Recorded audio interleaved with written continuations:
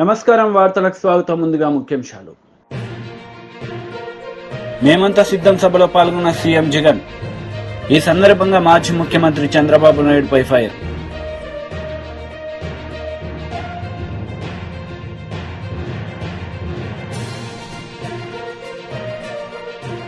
Kadiyam Srihari press meet, పలు అంశాలపై వివరణ.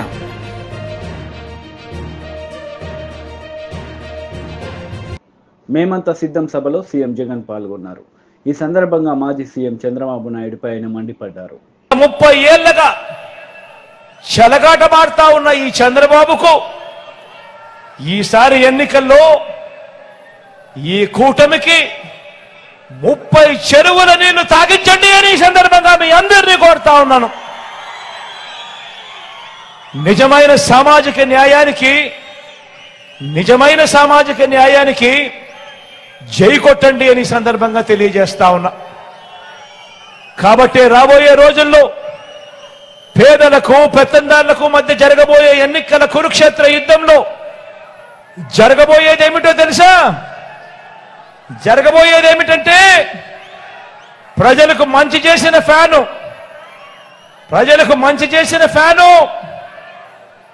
మీ ఇంట్లోనే ఉంటుంది, అధికారంలోనే ఉంటుంది.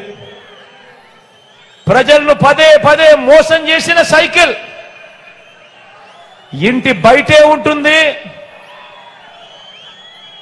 బాబు ప్యాకేజీను గటగట తాగేసి తన వారిని తాకట్టు పెట్టిన గ్లాసు సింక్లోనే ఉంటుంది.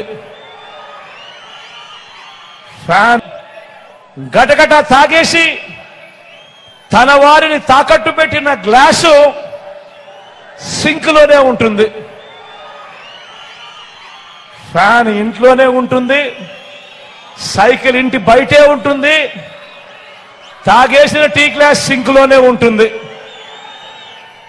ఇది ప్రజల మాట.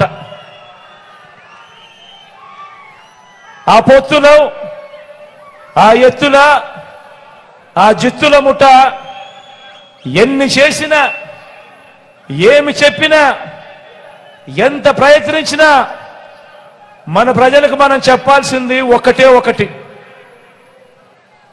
ఈ ఓటు, మనమేసే ఈ ఓటు కేవలం ఎమ్మెల్యేలను ఎంపీలను ఎన్నుకునే ఓటు మాత్రమే కాదు.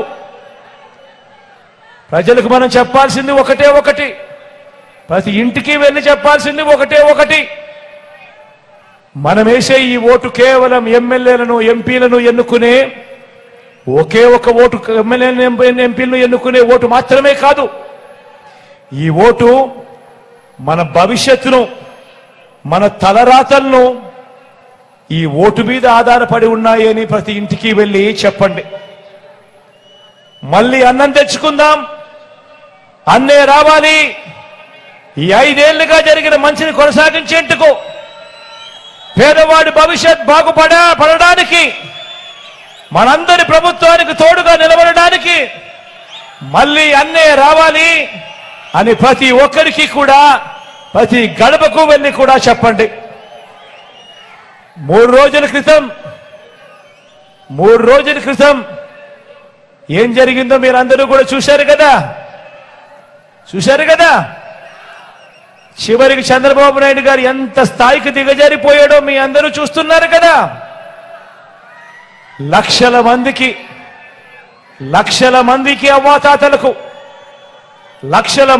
అవ్వాతాతలకు, వికలాంగులకు, వితంతు అక్కచెల్లెమ్మలకు, ఇంకా తమను తాము పోషించుకోలేని అభాగ్యులకు ఈ పెన్షన్ రూపాయి అందితే తప్ప జీవితాలు కూడా గడవని వారికి నెల 1వ తారీఖున ఇంటికే వచ్చి సూర్యోదయానికంటే మునిపే చిక్కటి చిరునవ్వులతో పెన్షన్ ఇంటికే వచ్చి చేతికే ఇచ్చిపోతా ఉన్న వాలంటీర్లను ఏప్రిల్ 1వ తారీఖు నుంచి పెన్షన్ ఇవ్వటానికి వీలు లేదని ఎన్నికల కమిషన్ తన మనుషుల చేత, చంద్రబాబు నాయుడు గారు తన మనుషుల చేత ఫిర్యాదు చేసి టీడీపీ పోలిట్ బ్యూరో సభ్యులు వర్లరామయ్య మీడియా సమావేశం నిర్వహించారు. ఈ సందర్భంగా పలు అంశాలపై ఆయన మాట్లాడారు. ఆర్థిక శాస్త్రవేత్తలు ఘోషిస్తూ ఉన్నారు, చట్టాలు చెబుతూ ఉన్నాయి. అటువంటి వ్యక్తి ఏమీ లేనట్టుగా తాను మామూలు మనిషి అన్నట్టుగా, మనం నిద్రలేసి బయటకు వచ్చినట్టుగా వచ్చేస్తున్నాడండి. ఆయన తాను బెయిల్ మీద ఉన్నట్టుగా ఎప్పుడైనా చెబుతాడండి? తాను ముఖ్యమంత్రిని అంటాడు. ముఖ్యమంత్రి అయితే ఏమంటామండి కోర్టుకు వెళ్ళటానికి? ఏదో 50 లక్షలు 23 లక్షలు ఖర్చు అవుద్దంట. ఖర్చు అయితే అదే మిగతా వాళ్ళకి చెబుతారా? మిగతా నేరస్తులకి ముద్దాయిలకి ఉందా వెసులుబాటు? మీకెందుకు వెసులుబాటు కల్పిస్తున్నారని నేను అడుగుతున్నా. చట్టంలో మీకు వెసులుబాటు కల్పించాలని లేదే? ముఖ్యమంత్రి చట్టానికి అతీతుడు కాదే? ఈ రోజున ఆ కేజ్రీవాల్ గారు ఎక్కడున్నారు? Where is he now? ముఖ్యమంత్రి కదా ఆయన. ఎక్కడున్నారు ఈయన? జ్యుడిషియల్ కస్టడీలో ఉన్నారు. ఆయన ముఖ్యమంత్రి, మీరు ముఖ్యమంత్రి కదా. ఎందుకు మీరు కోర్టుకు అటెండ్ అవ్వట్లేదు? నేను అడుగుతాను. ఈ రోజున ఈ రాష్ట్రంలో పౌరుడుగా మీరు కోర్టుకు వెళ్ళి మీ నిజాయితీని నిరూపించుకోవాలి కదా. 11 ఛార్జ్షీట్లు సిబిఐ వేస్తే అవన్నీ తప్పో రైటో తేలాలి కదా. ముఖ్యమంత్రి పదవి అడ్డు పెట్టుకొని కోర్టులకు అటెండ్ అవ్వకుండా చూడటం, ఇది వ్యవస్థల్ని మేనేజ్ చేయటం కాదా? వ్యవస్థలతో ఆడుకోవటం కాదా? మీ ముఖ్యమంత్రితో అడ్డు పెట్టుకొని, మీకున్న అవినీతి సొమ్మును అడ్డు పెట్టుకొని వ్యవస్థలతో ఆడుతున్నది కాదా? వ్యవస్థలతో మీరు గేమ్స్ ఆడుతున్నది కాదా అని చెప్పి కూడా నేను తెలియజేస్తూ ఉన్నా. పవిత్రులాగా మాట్లాడతాను. నాకు ఆశ్చర్యం వేస్తుంటుంది ఒక్కోసారి ఆయన మాట్లాడుతుంటే. వాళ్ళందరూ దొంగలండి, మరి అసలు దొంగ ఈయనే. వాళ్ళందరూ అవినీతి పరులు అంటారు, అసలు అవినీతి పరుడు ఈయనే. వాళ్ళందరూ సంఘ విద్రోహ శక్తులు అంటాడు, అసలు సంఘ విద్రోహ శక్తి ఈయనే. అందుకని ఈ 11 ఛార్జ్షీట్లు కూడా రాష్ట్ర ప్రజలకు ఒక్కసారి వివరంగా తెలియజేయలేదు. ఒక్క 2 మినిట్స్లో నేను చెబుతాను. ఛార్జ్షీట్ నెంబర్ 1 31/3/2012లో వేశారు సిబిఐ. ఇది జడ్చర్లలో, మహబూబ్నగర్ జిల్లాలో వాళ్ళ నాన్నగారు ముఖ్యమంత్రిగా ఉన్నప్పుడు 250 ఎకరాలు హటిరో, అరబిందో కంపెనీలకి ఎకరం 7 లక్షల రూపాయలకి ఇచ్చారు. దానికి ప్రతిగా వాళ్ళు 29,50,00,000 29,50,00,000 ఈయన కంపెనీలో పెట్టుబడులు పెట్టారు. అది మొదటి ఛార్జ్షీటు, మొదటి నేరం. వాళ్ళ నాన్న ముఖ్యమంత్రిత్వాన్ని అడ్డు పెట్టుకొని క్విడ్ ప్రోకో ఇది. అక్కడ ఎకరం 56 లక్షలు చేసేది 7 లక్షలకు వచ్చింది. ఒక ఎకరం మామూలుగా అమ్మాలంటే ప్రభుత్వం మార్కెట్ రేట్ 56 లక్షలు ఉంది అక్కడ. దాన్ని 7 లక్షలకు ఇచ్చారు. అది మేలు చేసింది. ఎప్పుడైతే 250 ఎకరాల్లో ఒక్కొక్కటి 56 లక్షలు అయితే ఎంత డబ్బు వస్తుంది ప్రభుత్వానికి? 7 లక్షలు అయితే ఎంత ప్రభుత్వానికి వస్తుంది? 7 లక్షలకి అన్నారు. అందుకనే 29,50,00,000 వీళ్ళ కంపెనీలో వచ్చింది. రెండవ ఛార్జ్షీట్ ఎక్కువ టైం తీసుకొని నేను పోలేపల్లి సెజలో భూములను అరబిందో ఎటో సంస్థలకు కేటాయించారు. కేటాయించినందుకు వీళ్ళ కంపెనీలో మరలా పెట్టుబడులు పెట్టారు. That is quid pro quo. అది ఆయన చేసిన నేరం. మూడవ ఛార్జ్షీట్ విశాఖపట్నంలో అక్రమంగా రామ్కీకి భూములు కేటాయింపు. గ్రీన్ బెల్ట్ వ్యవహారంలో రామ్కీ ఫార్మాసిటీకి 130. బీఆర్ఎస్ లీడర్ దాసోజు శ్రావణ్ కుమార్ మీడియా సమావేశం నిర్వహించారు. ఈ సందర్భంగా పలు అంశాలపై ఆయన మాట్లాడారు. అన్నం తింటున్నావా, గడ్డి తింటున్నావా, సోయి ఉందా లేదా, లెక్కలు తెలుసా, నీకు చదువుకుంటావా? నీ బడ్జెట్ పేపర్లోనే కదా నువ్వు మొన్న జరిగినటువంటి ఒక బడ్జెట్ పేపర్లో per capital income of Telangana is 3,12,000 3,17,000 లక్షలు అని చెప్పని నీ బడ్జెట్లోనే పెట్టుకున్నావు కదా. ఎక్కడ పెట్టుకుంటావు నీ ముఖం మోకాళ్ళలా? ఎక్కడ 1,12,000 ఉన్నటువంటి ఒక పర్ క్యాపిటల్ ఇన్కమ్ కేసీఆర్ గారి యొక్క పాలనలో 3,17,000 రూపాయల పర్ క్యాపిటల్ ఇన్కమ్ వస్తే విధ్వంసమైనట్ట రేవంత్ రెడ్డి? వరి పండించుకోవాలంటే నానా ఇబ్బంది ఉండే తెలంగాణలో. అటువంటిది భారతదేశంలోనే అత్యధికమైనటువంటి వరి పండించేటువంటి స్థాయికి పంజాబ్ను తలదన్నేటువంటి రీతిలో తెలంగాణ వ్యవసాయాన్ని తీర్చిదిద్దితే తెలంగాణ విధ్వంసమైనట్ట రేవంత్ రెడ్డి? ఐటీ ఎక్స్పోర్ట్స్లో భారతదేశం గర్వపడే విధంగా ఐటీ ఎక్స్పోర్ట్స్ను పెంపొందిస్తే తెలంగాణ విధ్వంసమైందా? మెడికల్ కాలేజీలు పెంపొందించుకుంటే తెలంగాణ విధ్వంసమైందా? ఇట్లా చెప్పుకుంటూ పోతే 7,000 మెగావాట్ల ఇన్స్టాల్డ్ కెపాసిటీ ఉన్నటువంటి ఒక కరెంట్ను 24,000 మెగావాట్ల ఇన్స్టాల్డ్ కెపాసిటీ వరకు తీసుకుపోవడం విధ్వంసమా రేవంత్ రెడ్డి? సన్నాసి మాటలు మాట్లాడుతూ ఆ వెనకడ ఊళ్ళలోకి వచ్చి బిచ్చగాళ్ళు వేసుకుంటట్టు వచ్చి మాట్లాడుతూ ఇవాళ ప్రజలను మభ్య పెట్టేటట్టు ఒక చిల్లర ప్రయత్నం చేస్తూ ఉన్నారు రేవంత్ రెడ్డి. లెక్కలు ఉన్నాయి కదా, తప్పులేమైనా జరిగి ఉంటే పరిపాలనలో వాటిని ఏమైనా ఎత్తి చూపెట్టు గత పరిపాలనలో. కానీ చేసిన దాన్ని చేయనట్టుగా, జరిగిన అభివృద్ధిని జరగనట్టుగా కేవలం కేసీఆర్ గారి పైన బీఆర్ఎస్ పార్టీ పైన ఉన్న అక్కస్తోటి ఇష్టం వచ్చినట్టు మాట్లాడుతా అంటే మాత్రం కర్రు కాల్చి వాతలు పెడతారు ప్రజలని. ఒక విషయాన్ని గుర్తుపెట్టుకో బిడ్డ, ఇవాళ కుర్చీలో నువ్వు కూర్చోవచ్చు, 6 నెలలు అయితే దేవుడు ఎక్కడ ఏం జరుగుతుందో ఎవరికి తెలీదు. నువ్వు ఇవాళ చెల్లని 1000 రూపాయల నోట్ అని మాట్లాడుతావు, చెల్లని చిత్తు కాగితం నువ్వు 6 నెలలు దావచ్చు. ఏమవుతుంది? ఓడలు బండ్లు అయితే బండ్లు ఓడలు అవుతాయి, దేవుడు తలుచుకుంటే, ప్రకృతి తలుచుకుంటే. అప్పుడే అంత విర్రవీగిపోతున్నావు ఎందుకట్లా? పెద్ద మనిషి అనే గౌరవం లేకుండా బిడ్డ జైలుకి పోయింది, కాలు ఇరిగింది, ఏ సంస్కారం ఉందా నీకేమన్నా? ముఖ్యమంత్రివయా, నిన్ను చూసి మళ్ళీ మాలాంటి సాధారణమైన నాయకులు నేర్చుకోవాలా, నిన్ను చూసి భవిష్యత్ తరాలకు సంబంధించిన నాయకులు నేర్చుకోవాలా. మాట్లాడితే హుందాతనం లేదు, నువ్వెట్ట ముఖ్యమంత్రివి?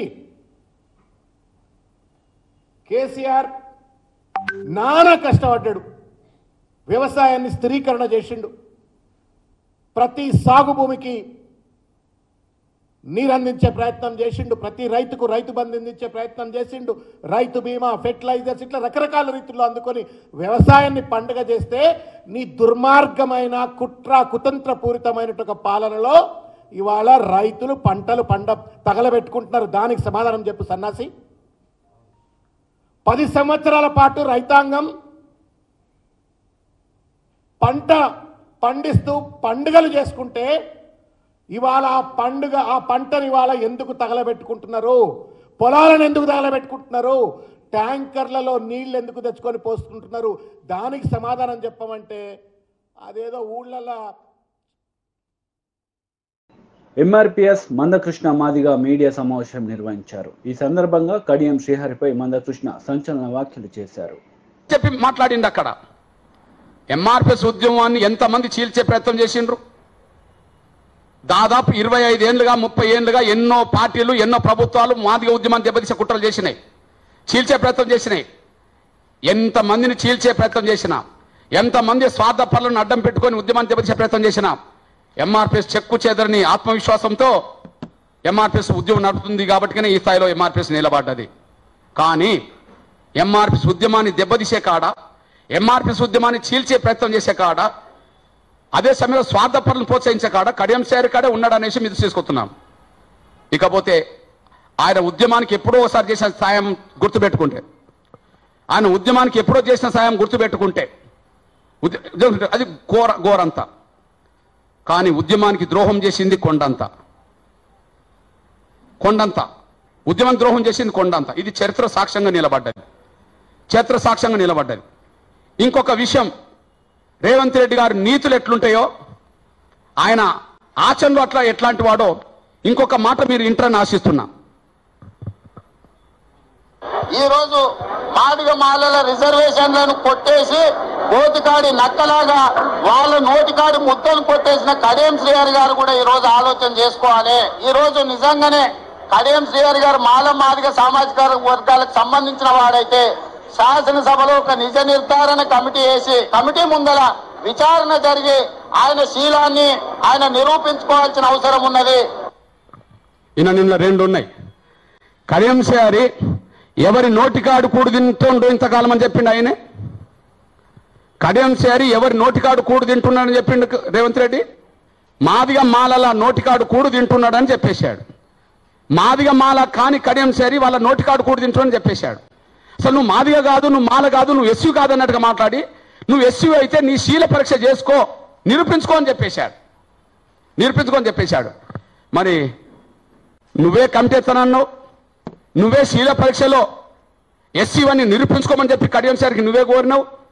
మరి నువ్వే ఆ శీల పరీక్షలో ఆయన నెగ్గక ముందే మరి కడియం సార్ని నువ్వు పార్టీలో చేర్చుకోవడం అనేది, నువ్వు మాట్లాడిన దానికి నువ్వు ఇప్పుడు ప్రవర్తిస్తున్న దానికి తేడా ఏ స్థాయిలో ఉన్నదంటే ఆకాశానికి భూమికి మధ్యలో వ్యత్యాసం ఎంత ఉంటుందో ఆయన మాటలకు ఆయన ఆచరణకు తేడా కూడా ఆ స్థాయిలో ఉన్నది అనడానికి ఇది బలమైన సాక్ష్యం అనేసి కూడా మీరు మర్చిపోద్దని సాయం కోరుతున్నాను. శీల పరీక్ష ఎవరికి పెట్టిండు ఆయన? రేవంత్ రెడ్డి.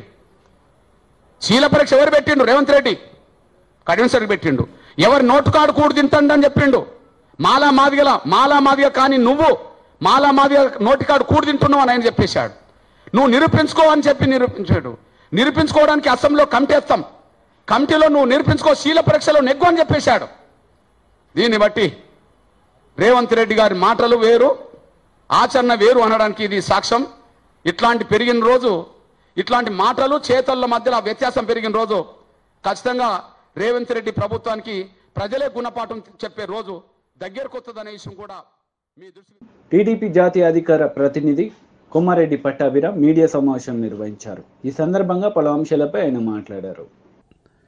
నిరంతరం 24/7 నాణ్యమైనటువంటి విద్యుత్తును సరఫరా చేస్తే ఈ రాష్ట్ర ముఖ్యమంత్రి జగన్ రెడ్డి నిన్న కొత్తగా వేసినటువంటి 2,149 కోట్ల రూపాయల భారంతో కలుపుకొని దాదాపుగా 27,500 కోట్లు 27,500 కోట్ల అక్షరాల ఒక్క విద్యుత్ ఛార్జీల పెంపు పేరుతోనే రాష్ట్ర ప్రజలపైన భారం మోపినటువంటి పరిస్థితి అండి. ఒకటి కాదు, రెండు కాదు, దాదాపు 10 సార్లు విద్యుత్ ఛార్జీలు రకరకాల పేర్లతో పెంచి 27,500 కోట్ల రూపాయల భారాన్ని రాష్ట్ర ప్రజలపైన మోపడం జరిగింది. 2020 ఫిబ్రవరిలో ఒక 1,300 కోట్లు, 2020 మే నెలలో స్లాబుల మార్పు పేరుతో ఇంకో 1,100 కోట్లు, 2021 ఏప్రిల్ ఇంకొక 3,542 కోట్లు, ఆ తర్వాత ట్రూ అప్ ఛార్జీల పేరుతో ఇంకొక 3,669 కోట్లు, మళ్ళీ ఏప్రిల్ 2022లో స్లాబుల్ని రకరకాలుగా మార్చేసి ఇంకొక 3,900 కోట్లు, ఆ తర్వాత ఇంకొక 700 కోట్లు fuel and power purchase cost పేరుతో ఇంకో 700 కోట్లు, మళ్ళీ 2,000 విద్యుత్ కొనుగోలు సర్దుబాటు పేరుతో ఇంకొక 3,082 కోట్లు, ఆ తర్వాత ఇంకొక 400 కోట్లు, మళ్ళీ ట్రూ అప్ ఛార్జీల పేరుతో ఇంకొక 7,200 కోట్లు, మళ్ళీ నిన్న కొత్తగా 2,149 కోట్లు. అంటే దాదాపుగా 10 సార్లు విద్యుత్ ఛార్జీలు రకరకాల పేర్లతో స్లాబులు మార్చి కానివ్వండి, ట్రూ అప్ ఛార్జీల పేరుతో కానివ్వండి, రకరకాల పేర్లతో 27,500 కోట్ల రూపాయల భారాన్ని రాష్ట్ర ప్రజలపైన మోపటం జరిగింది. 27,500 కోట్లు ఎంత దుర్మార్గం అండి. 2014-19 మధ్య రాష్ట్రానికి ఆర్థిక ఇబ్బందులు లేవా, ఆర్థిక కష్టాలు లేవా? అయినా చంద్రబాబు నాయుడు గారు ఏ రకంగా పరిపాలించగలిగారు? మరీ ముఖ్యంగా ఎలక్ట్రిసిటీ ఛార్జెస్ ఒక్క పైసా పెంచకుండా ఏ రకంగా పరిపాలించారు? వాళ్ళ ప్రజలు గుర్తు చేసుకుని బాధపడతా ఉన్నారు.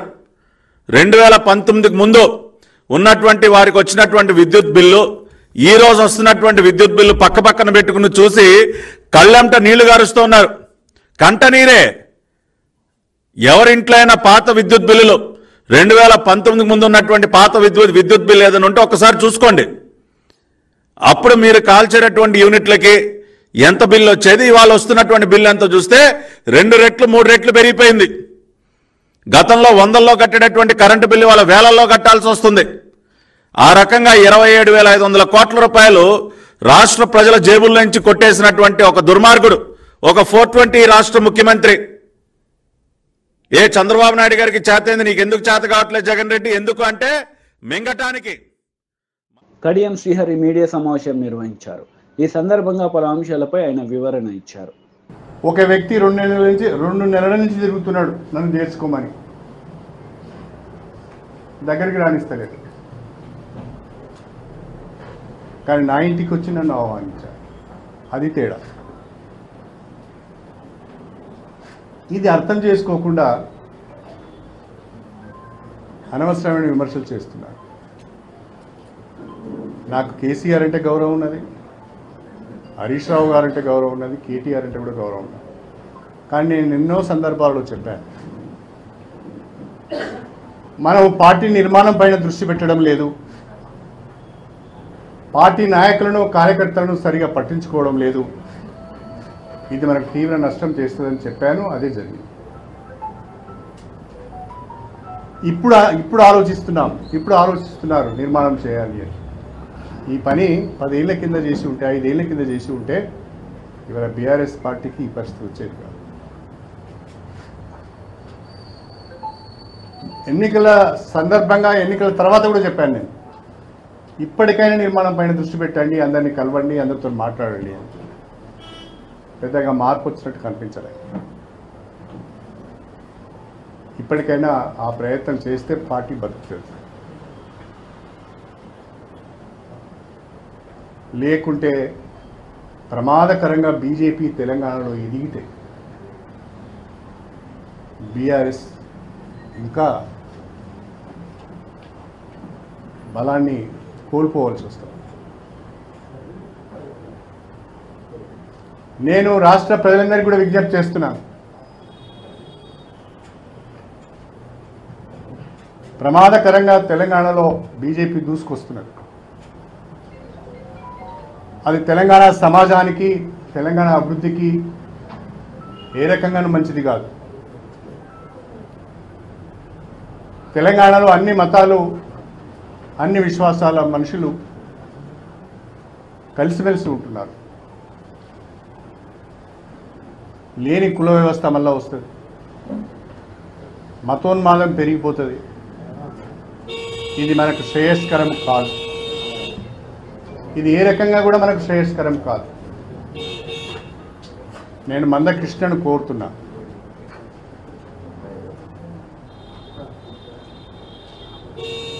దళితులపైన దాడులు చేస్తూ,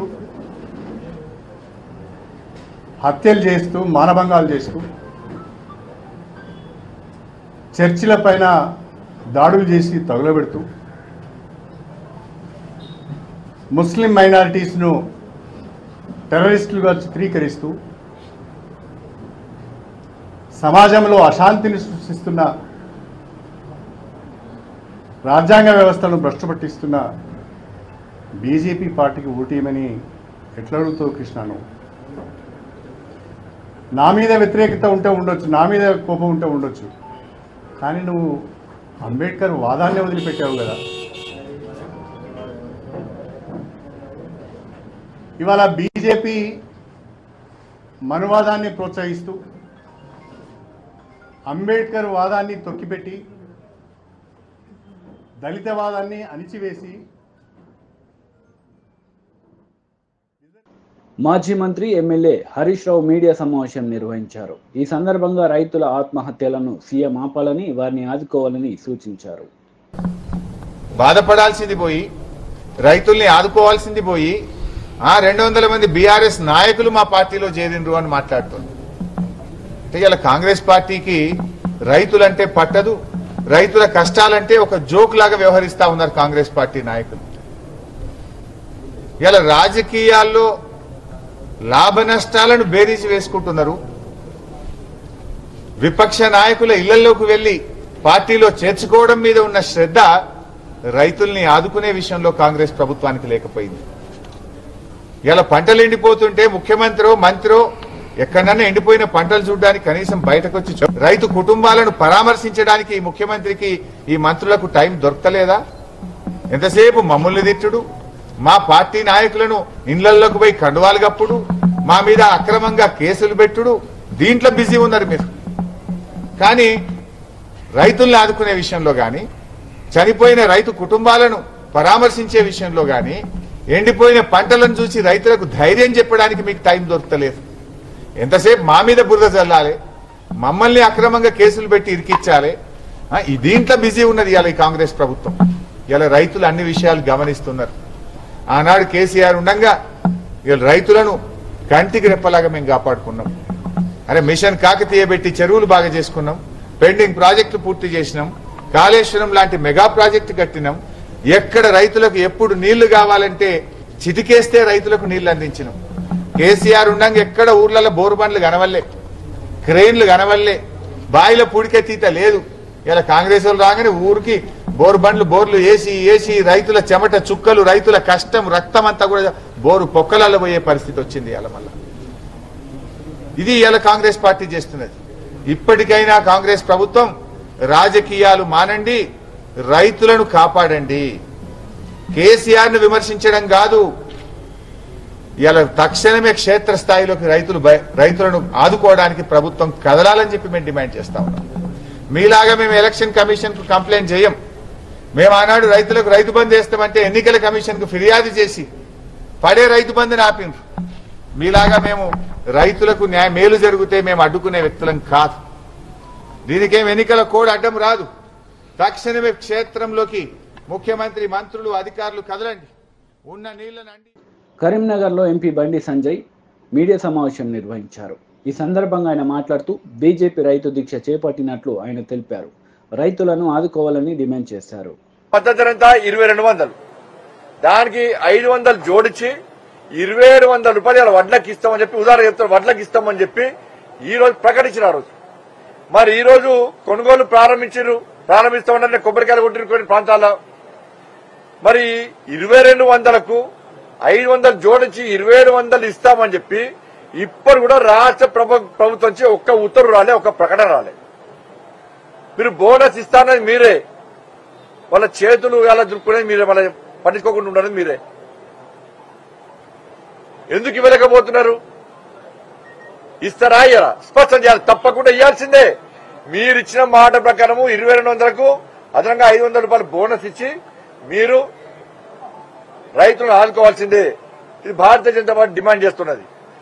గత ప్రభుత్వం ఇంతకుముందే మా పెద్దన చెప్పిండు, రైతు తరుగు పేరుతోని, తాలు పేరుతోని 5 కిలో లోకాడ, 8 కిలో లోకాడ, 4 కిలో లోకాడ, ఒక ప్రాంతంలో 10 కిలో కూడా తరుగు కటింగ్ పెట్టిరు. రైతులు ఇబ్బంది పడుతున్నారు. రైతులు రోడ్డుకి ఆందోళన చేశారు. అప్పుడు భారతీయ జనతా పార్టీ కూడా రైతులకు మద్దతు తెలిపింది. అనేక కొనుగోలు కేంద్రాలు పోయి మద్దతు తెలిపినాం. కాంగ్రెస్ పార్టీ ప్రభుత్వం ఏర్పడడానికి ఏం హామీ ఇచ్చింది? మేనిఫెస్టోలో మేము తరుగు పేరుతోని, తాళ్ళు పేరుతోని కటింగ్స్ ఎక్కడ పెట్టాం, పూర్తి పండించిన ప్రతి గింజ కొంటామని చెప్పి, దానికి ఏ నష్టం వచ్చినా రాష్ట్ర ప్రభుత్వం భరిస్తామని చెప్పి ఇదే కాంగ్రెస్ పార్టీ స్పష్టం చేసింది. ఇప్పటి వరకు దాని మీద స్పష్టమైన ప్రకటన లేదు. కాంగ్రెస్ పార్టీ విధి విధానం కనీసం చెప్పే ప్రయత్నం కాంగ్రెస్ పార్టీ చేస్తలేదు. ఇంత కరుణాకర్ రెడ్డి గారు చెప్పారు, చాలా బ్రహ్మాండంగా అయిపోయారు. 2 లక్షలు రుణమాఫీ చేస్తున్నారు. ఇవాళ రైతులను డిఫాల్టర్ గా చూసే పరిస్థితి వచ్చింది బ్యాంక్ అధికారులందరూ కూడా. వాళ్ళ పిల్లలకు లోన్ల కోసము, ఇంటి లోన్ల కోసము, పిల్లల పెళ్లిళ్ల కోసము, వాళ్ళ కుటుంబ పోషణ కోసము, దేనికో అవసరాల కోసం బ్యాంకుకు పోతే మీరు డిఫాల్టర్లు మీకు లోన్ ఇవ్వమని చెప్పి రైతులను అవమానపరిచేటువంటి పరిస్థితి వాళ్ళ తెలంగాణ రాష్ట్రంలో వచ్చింది. దాన్ని ఏమన్నారు ఎన్నికల ముందు? రైతులు డిఫాల్టర్ కాదు, రైతులను డిఫాల్టర్ గా చూడం, రైతులను ఆదుకుంటాం మేము, కాబట్టి 2 లక్షల రుణమాఫీ పక్కా చేస్తాం. గత ప్రభుత్వం మోసం చేసింది, మేము మోసం చేయమని చెప్పి 2 లక్షల రుణమాఫీ చేస్తామని చెప్పి స్పష్టమైన ప్రకటన ఇచ్చింది కాంగ్రెస్ పార్టీ ప్రభుత్వం. వచ్చి 100 రోజులు దాటే వాళ్ళ రైతుల రుణమాఫీ విషయంలో ఎందుకు స్పష్టమైన ప్రకటన చేయలేకపోతున్నారు కాంగ్రెస్ పార్టీ ప్రభుత్వం? ఇంకా ఎన్ని రోజులు రైతులు డిఫాల్టర్ గా ఈ తెలంగాణ రాష్ట్రం తిరగాలి, అవమానాలకు గురై వాళ్ళ 15,000 రూపాయలు రైతు భరోసా పేరు మీద రైతులకు ఇస్తాం, కౌలు రైతులకు ఇస్తామని చెప్పింది కాంగ్రెస్ పార్టీ ప్రభుత్వం. కౌలు రైతులు ఓట్లు లేరని చెప్పి కౌలు రైతుల ఓట్లు పొందడానికి వాళ్ళ కూడా మోసం చేసింది. రైతులకు, కౌలు రైతులకు కూడా 15,000 రూపాయలు రైతు భరోసా కింద. వార్తలు ముగించే ముందు ముఖ్యాంశాలు మరోసారి. మేమంతా సిద్ధం సభలో పాల్గొన్న సీఎం జగన్. ఈ సందర్భంగా మాజీ ముఖ్యమంత్రి చంద్రబాబు నాయుడుపై ఫైర్.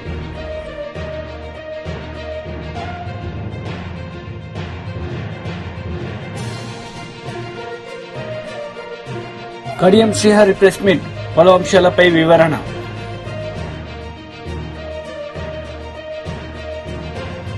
ఈ వార్తలు ఇంతటితో సమాప్తం. తిరిగి ప్రసారమయ్యే వార్తలు మళ్ళీ కలుద్దాం. అంతవరకు సెలవు. నమస్తే.